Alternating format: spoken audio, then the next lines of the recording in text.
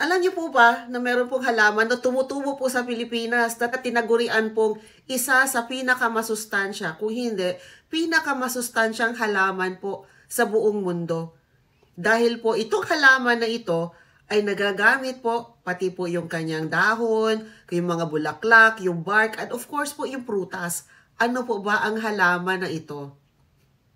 Aba, hindi po ito guyabano, hindi rin po ito mangustin.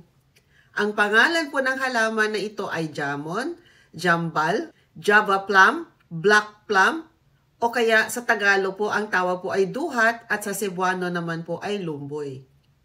Ito ay tinaguriang superfood dahil sa napakarami po nitong vitamina tulad na lang halimbawa ng vitamin A, meron po itong vitamin C, at meron po itong iba't ibang klaseng mga B vitamins katulad na lang halimbawa ng riboflavin, niacin, folic acid, thiamine, choline, at napakarami po nitong minerals tulad ni calcium, magnesium, phosphorus, iron, sodium, potassium, copper, sulfur, at chlorine.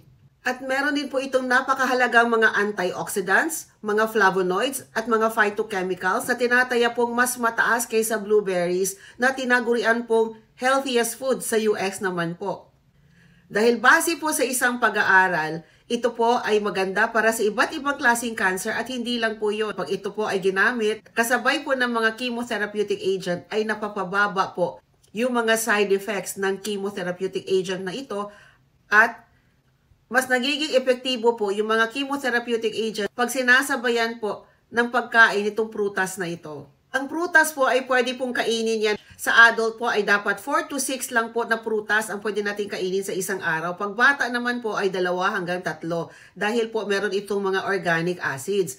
Pero alam niyo po ba na itong prutas na ito ay pwede po natin kainin na fresh yan. Pwede po natin gawing juice, pwede po natin lutuin, pwede gawing jam. At napakarami pong benepisyo pag kinain po natin ang prutas. Ang mga benepisyo po nito sa ating katawan ay unang-una, nagpapababa po ito ng ating blood sugar, ng ating blood pressure. Maganda po ito sa ating heart health, sa ating bone health.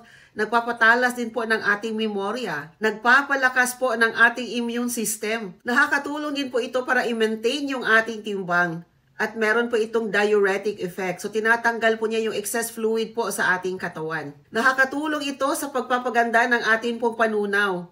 At saka sa mga stomach or digestive disorders, katulad na lang halimbawa ng kabag, utot ng utot, dighay ng dighay. Pati po yung mga sakit ng tiyan. Maganda din po ito sa sakit na arthritis. Maganda din po ito sa mga nagtatae.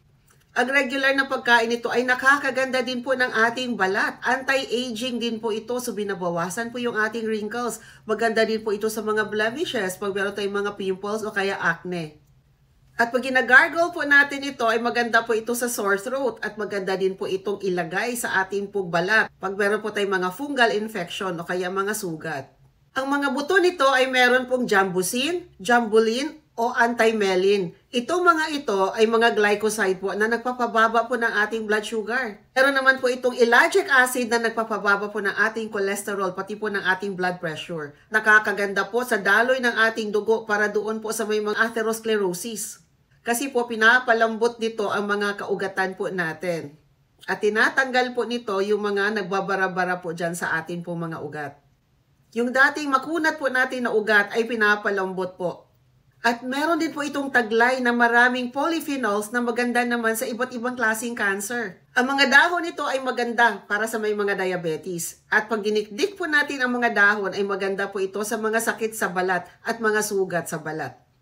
Pati na rin po sa mga burns.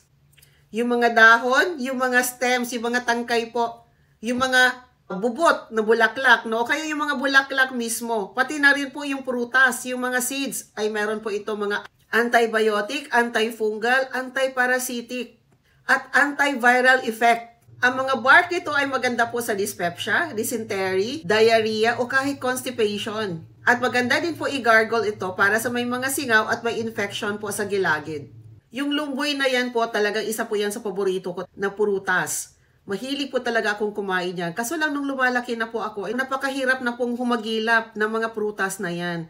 Kaya sana po, pag meron po tayong mga lupain, ay magtanim naman po tayo ng lumboy o kaya ng duhat na yan na makatulong naman po tayo sa maraming Pilipino.